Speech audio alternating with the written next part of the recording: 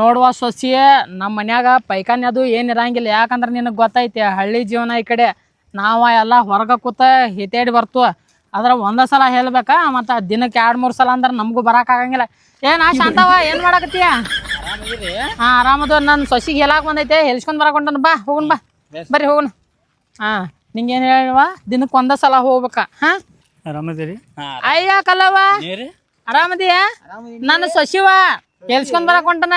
ಹಾಂ ಬರ್ರಿ ಹೆಲ್ಸ್ಕೊಂಡ್ ಬರೋಣ ಹೋಗಿ. ಅಯ್ಯ ಬಾರವ, ನೀನು ಇಲ್ಲೇನೈತಿ? ಹಾಂ ಬಾ. ಏನಿಲ್ಲ ತಗೋ, ನನ್ನ ಸೊಸಿ ಮನೆ ಮದುವೆ ಆಗೈತೆ. ಮತ್ತು ಹೆಂಗಾದ್ರೂ ಗೊತ್ತಾಯ್ತಲ್ಲ ನಿನಗೆ, ಮನ್ಯಾಗ ಪೈಖಾನೆ ಅದು ಇರಂಗಿಲ್ಲ ನಮ್ಮ ಮನ್ಯಾಗ. ನಿಮ್ಮ ಮನ್ಯಾಗ ಇಲ್ಲ. ಹಳ್ಯಾಗ ಹಿಂಗೆ ಬಿಡವ, ಯಾರು ಮನ್ಯಾಗ ಕಟ್ಟಿಸ್ತಾರ? ಹೊರಗೆ ಹೋಗಿ ಪೈಸಂಗಿ ಗಾಳಿ ಕೂತ್ ಬಂದ. ಯಾಕೆ ಹೇಳ್ತೀರಿ ಎಲ್ಲರಿಗೂ? ಗಾಪ ನಿನಗೆ ಗೊತ್ತಾಗಂಗಿಲ್ಲ ಅದೆಲ್ಲ. ಒಮ್ಮೆ ಹೋಗಿಸಿಂದ ಬೆಳಿಗ್ಗೆ ಪಾಟ್ನ ಎಟ್ಟೈತಲ್ಲ ಹೇತ್ಕಿಸಿಂದ ಬಂದ್ಬಿಡ್ದ. ಸಂಜೆ ಮಟ ಒಟ್ಟ ಹೋಗಂಗಿಲ್ಲ ನೋಡಿ ಒಟ್ಟ.